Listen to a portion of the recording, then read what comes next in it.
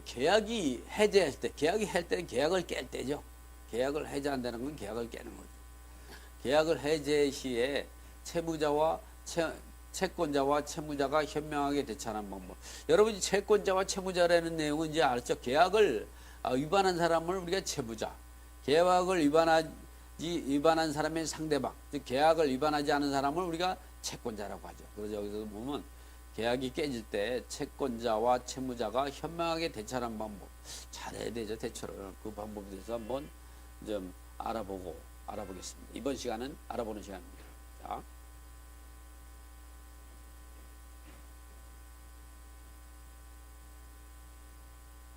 자, 계약을 깰 때 채권자가 깰 때도 있고 채권자 입장 또는 채무자가 현명하게 대처하는 방법이죠.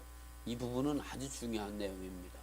그래서 계약 해제 시에 채권자와 채무자가 현명하게 대처하는 방법. 그래서 이런 부분들 같은 경우를 보면 이제 여러분 보겠지만 이렇게 계약 해제 시 채권자와 채무자가 현명하게 대처하는 방법 이 부분에 대해서 여러분들도 보면 이번에는 채권자의 현명한 대처 방법.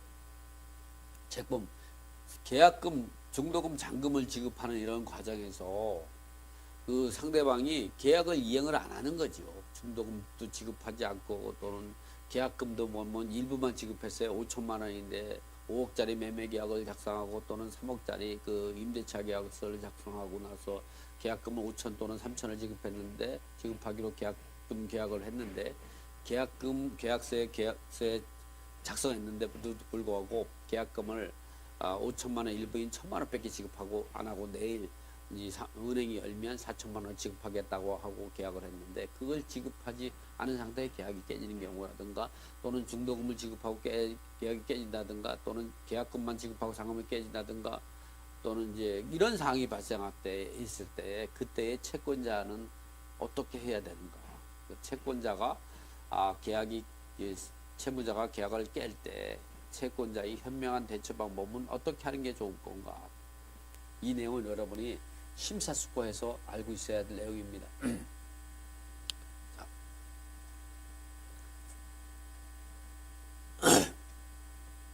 채권자 입장에서는 채무자가 계약을 이행하지 않더라도 성급하게 계약을 해제할 것이 아니라 위약금 약정이 있는지 약관의 규제에 의한 법률을 위반한 계약인지 만약에 위약금 약정이 없거나 약관법을 위반한 계약이면 다른 손해배상이 청구가 입증 가능한 것인지 여부를 꼼꼼히 따져서 계약을 해제해야 한다. 계약 위반으로 계약이 해제되면 이미 수수한 계약금 중도금 등은 당연히 채권자에게 귀속되는 것이 아니라 이제 앞에서 분석한 것과 같이 대부분이 반환해야 된다. 이 말은 뭐냐면 여러분이 요거는 이제 보면 위약금 조항이 없는 상태에서 계약이 깨지게 되고 위약금 조항이 없는 계약이 깨지면요 이미 받은 수수한 돈은 계약이 깨진다는 거는 깨진다는 건 계약이 없던 거로 무효가 되는 거죠. 그러니까 계약금, 중도금, 잔금 뭐 이런 거 받았다 그러면 그걸 다 돌려줘야 되는 거예요. 그래서 문제는 이 계약을 계약을 깰 수 있는 것은 뭐냐? 이제 이 해약금을 지급하고 계약을 깨는 것이 아니고 채무자가 계약을 이행을 하지 않아서 계약을 깰 때에는 채권자의 입장에서는 채무자 입장에서는 계약을 깰 수가 없습니다. 그럼 누가 깰 수 있느냐? 채무자 입장에서 깰 수 있는 거는 약정해제나 합의해제밖에 없습니다. 약정해제는 계약서에 대해서 어떠한 요건을 위반했을 때는 계약을 깰 수 있다 이런 얘기를 할 수 있는데 그런 약정해제가 문구를 넣는 계약은 거의 없죠. 그러면 합의해제를 해야 되는데 합의해제는 채권자가 채무자와 합의를 해야 되는데 채권자가 합의해주지 않죠.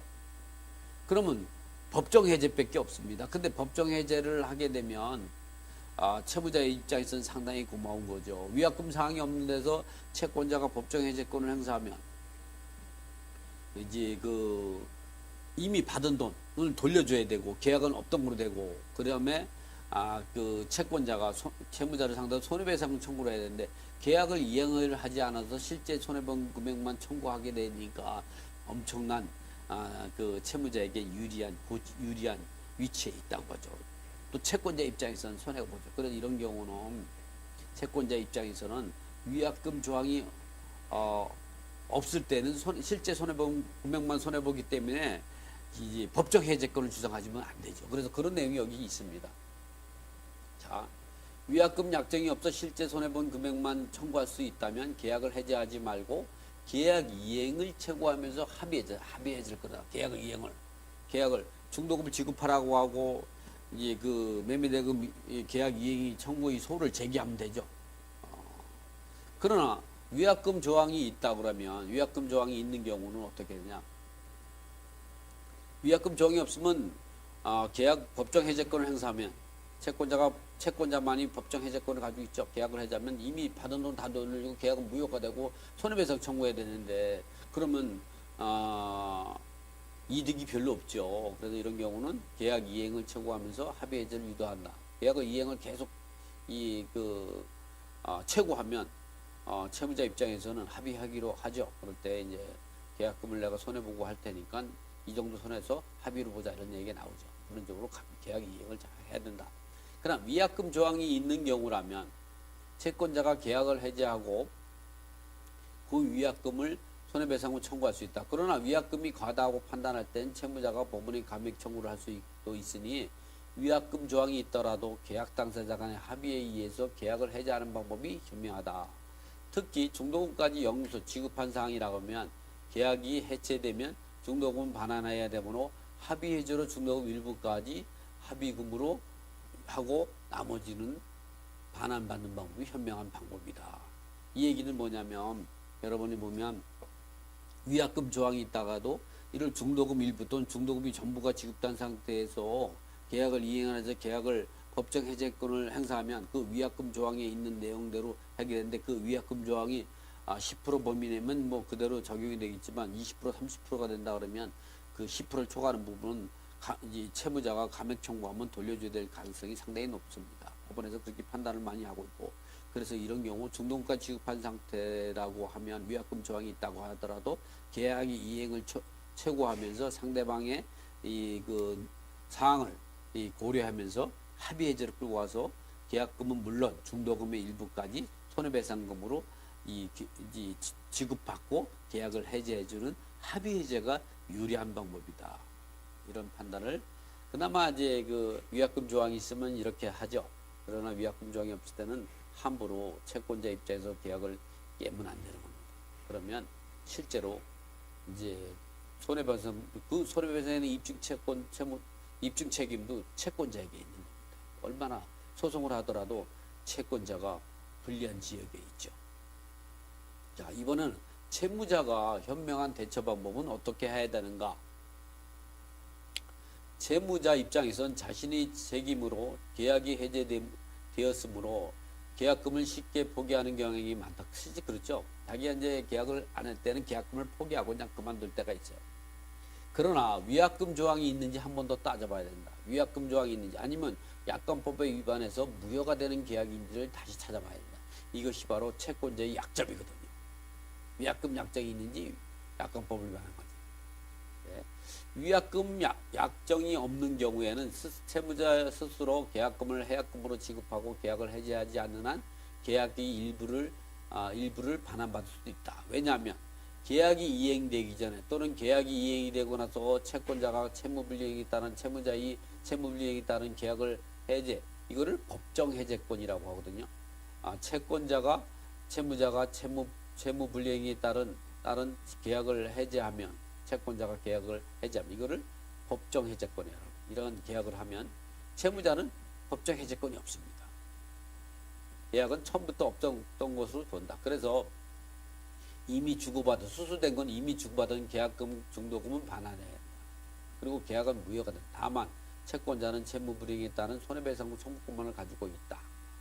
그 손해본 금액은 채권자가 입증하기도 어렵고 인정한다고 하더라도 계약금 상당보다는 상당히 저감된 금액으로 결정될 가능성이 높다.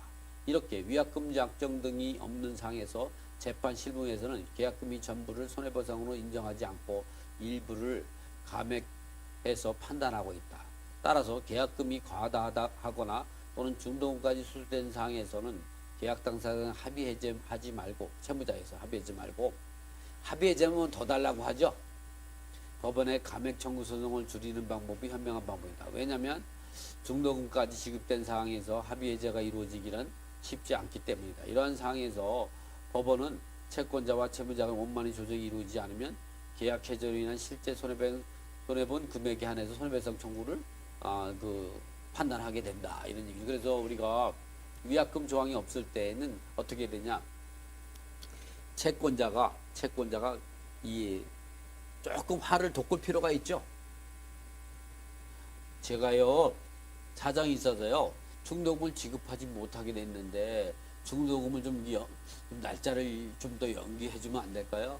얼마나 해주면 되겠습니까? 한 6개월만 연기해줬으면 좋겠습니다. 6개월이면 열이 좀 받겠죠. 그러면 나는 계약을 깨겠습니다. 계약을 안 하겠습니다. 그러면 선생님 계약을 이 법정 해제하기 하신 계약을 깨겠다는 것입니까? 당신이 중도금을 지급하지 않으니까 나는 계약을 깨겠어. 알겠습니다. 선생님이 계약을 깨겠다고 하니까 저는 뭐 어쩔 수 없는 거죠. 그러면 선생님이 계약을 깬 거로 알겠습니다. 제가 그렇게 알면 될까요? 네. 그럼 이 채권자 입장에서는 아무 생각 없이 그렇게 하겠다니까! 이렇게 얘기하겠죠? 그럼 법적 해제권을 행사한 겁니다. 그럴 때 딱 하고 나면 알겠습니다. 그러면 계약은 없던 거로 알고 있겠습니다. 그리고 조용하게 내용 임명을 보내면 되죠. 계약을 그때는 반드시 그런 내용을 통화를 할 때는 반드시 녹취를 떠나야 됩니다.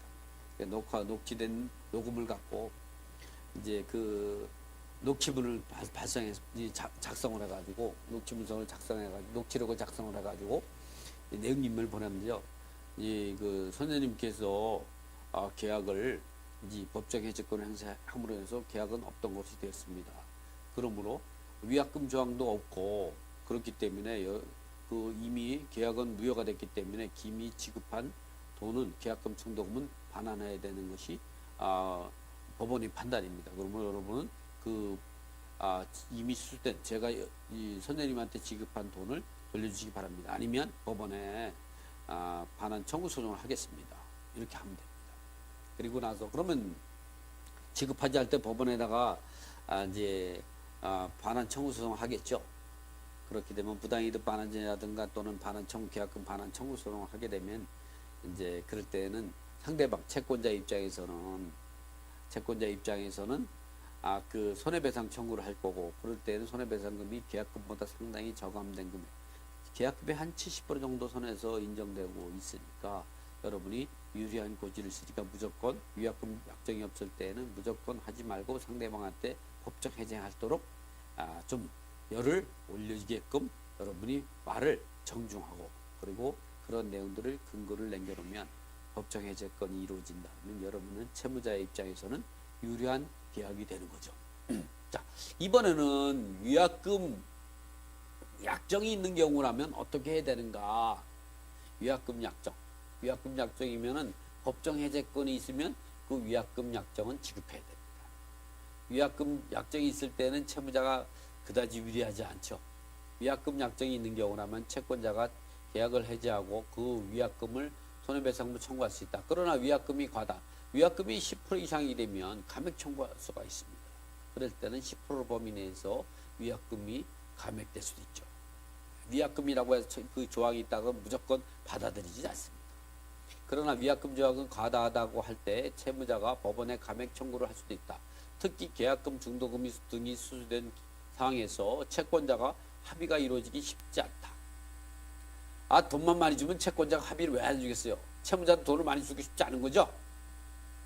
이때 법원의 감액 청구 소송으로 손해를 줄이는 방법이 현명한 대처 방법이다. 왜냐하면 위약금이 과다하다 하면 감액을 받을 수도 있고, 중도금은 특별한 사정이 없고 당연히 반환받을 수 있는 금액이기 때문이다. 그래서 채무자 입장에서는 위약금 약정이 없는 경우와 있는 경우, 그리고 약관법에 위반한 계약인지 등을 종합적으로 판단해서 어떻게 대처할까를 판단하는 슬기로운 지혜가 있다. 이것이 바로 채무자가 계약을 깰 때 그 유리하게 현명하게 대처하는 방법.